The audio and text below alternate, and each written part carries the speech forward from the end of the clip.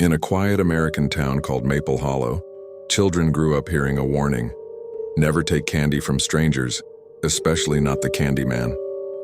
Most thought it was just another creepy urban legend, told to scare kids into behaving. But legends often come from something real, and something dark.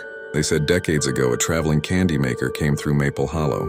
He sold the sweetest, stickiest toffee anyone had ever tasted.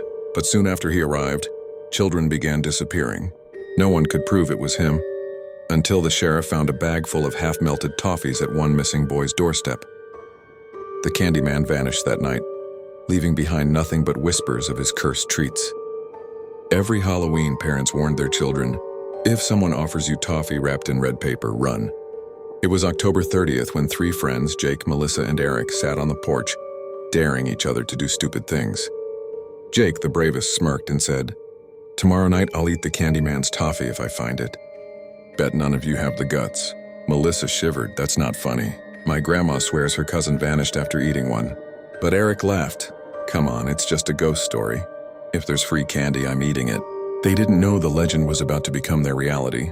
The streets of Maple Hollow buzzed with laughter and glowing pumpkins.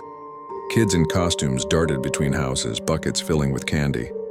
At the end of the street stood the abandoned Fairchild house, a rotting Victorian mansion everyone avoided. Tonight, though, its porch light flickered weakly and a small bowl of candy sat at the steps. Inside the bowl, wrapped in shiny red paper, were pieces of toffee. Jake grinned. "See? The candy man left us a treat." He unwrapped one, the sugary smell thick and strange, like burnt sugar mixed with something rotten. "Don't," Melissa whispered. But Jake popped it in his mouth. For a moment, nothing happened. Then his eyes widened, his body stiffened. He whispered in a cracked voice, "It's so sweet." Then he collapsed. Melissa and Eric knelt by Jake. He wasn't breathing, but suddenly his eyes shot open. Only they weren't his eyes anymore. They were black, bottomless like tar. In a voice that wasn't his own, he rasped, "One bite, and you belong to me." Eric screamed and yanked Melissa away as Jake stood, smiling unnaturally, his mouth oozing sticky caramel. From the shadows of the Fairchild house, a figure emerged, a tall man in an old-fashioned suit, his face pale and stretched too wide. In one gloved hand, he carried a bag full of red-wrapped toffee, the Candy Man. Eric and Melissa ran, but the thing wearing Jake followed, sticky footprints slapping the pavement. The Candy Man's voice floated through the night. "Every soul tastes sweeter with fear." They ducked into an alley, hearts pounding. Melissa whispered, "My grandma said the only way to break his curse is to burn the toffee before it's eaten." Eric dug into his bucket. 3 red-wrapped pieces lay inside. His hands shook as he pulled out a lighter. The candy hissed when the flame touched it, melting into black goo that reeked of death. From down the alley, Jake shrieked a horrible, inhuman sound and crumpled to the ground.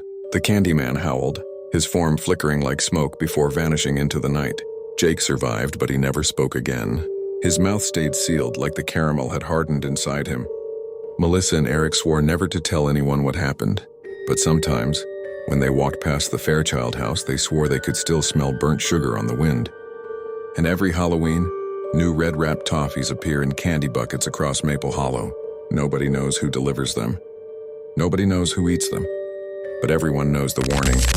If you taste the Candy Man's toffee, you'll never be the same again.